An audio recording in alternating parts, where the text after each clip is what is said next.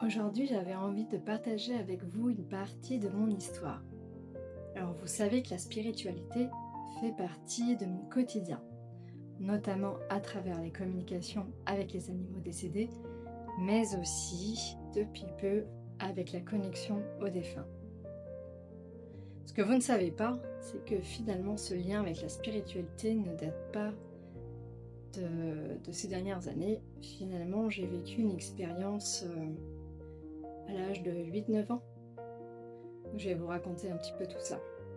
Donc à l'âge de 8-9 ans, je me trouvais en vacances dans un village au Portugal. Et d'habitude, les gens, ce qu'ils font pour se rafraîchir, c'est qu'en fin de journée, ils vont chercher une chaise et ils l'installent devant leur porte à l'extérieur. Donc vraiment dans la rue, comme ça, ils profitent de la chaleur tout en discutant avec leurs voisins. Et nous, les enfants, eh bien du coup, on joue à chat 1, 2, 3 soleil. Voilà, on s'occupe en jouant. Et là, je ne sais pas à quel moment les choses ont un peu pris une autre tournure. Et je ne me souviens plus qui a proposé ça, mais du coup, on s'est lancé le défi d'aller au cimetière qui était au bout de cette rue où on jouait. Donc, il faut savoir que la nuit était déjà bien tombée. Bon, moi, j'ai fait partie de ces enfants qui ont bien voulu jouer le jeu, et du coup, je suis rentrée dans le cimetière. Et là, sur le côté gauche, il y a un caveau. Et ce caveau, il a du coup la fenêtre est transparente. Ce qui fait que quand on regarde à l'intérieur, on peut voir les cercueils. Il y en avait du côté gauche et du côté droit. Et du coup, quelque chose m'interpelle, puisque là, je vois, euh, comment dire, une jambe, le pied qui sort du cercueil. Alors, c'est pas on soulève le cercueil et on sort. Non, c'est pas ça du tout. C'est vraiment, ça passe au travers. Et là, j'ai été prise de panique parce que je savais très bien que ce que je voyais, c'était hors du commun. Et bien sûr, je suis partie au courant rejoindre les adultes pour expliquer ce que j'avais vu. Bon, la réponse, vous n'allez pas vous en étonner, on m'a dit que j'avais une imagination débordante, que j'avais cru voir quelque chose, mais qu'au final, il n'y avait rien. C'était inimaginable. Oui, sauf que moi, je sais très bien ce que j'ai vu. Et cette sensation, je sais que j'ai vu ce défunt sortir du cercueil. Alors bien sûr, comme tout le monde, je suis humaine, donc j'ai parfois mon mental qui vient me dire «Mais Barbara, mais t'as halluciné, c'est vrai, ils ont raison». Et par contre, quand je demande à mon mental de se taire, ben non, en fait, je le sais, je sais ce que j'ai vu. Je sais que c'était un défunt. Donc oui, cette part liée à la spiritualité, finalement, elle date de l'âge de 8-9 ans.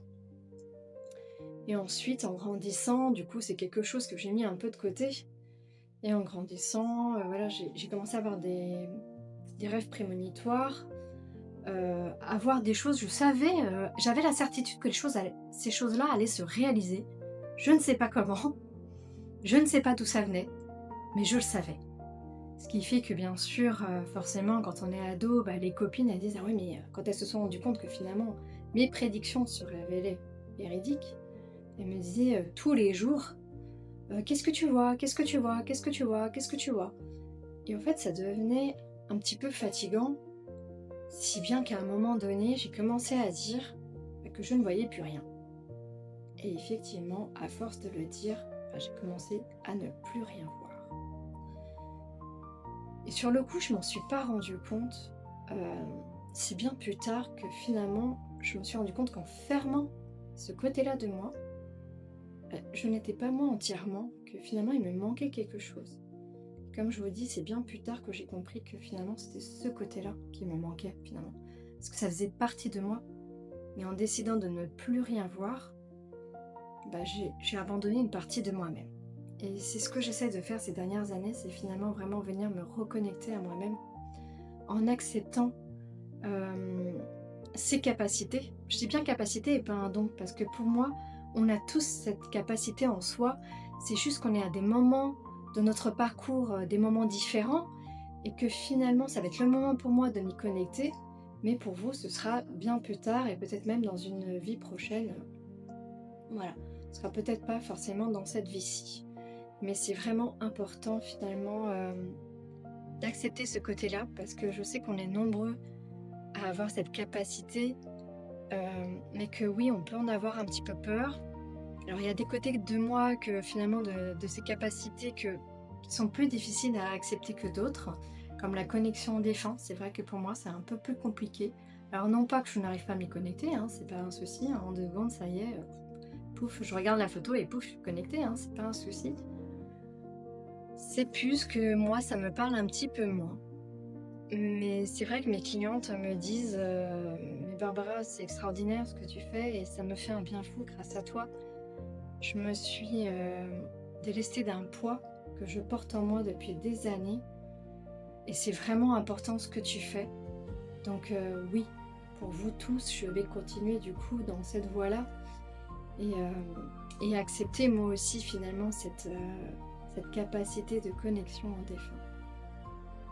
Il y a une petite suite à cette histoire et je vous la raconterai dans une prochaine vidéo.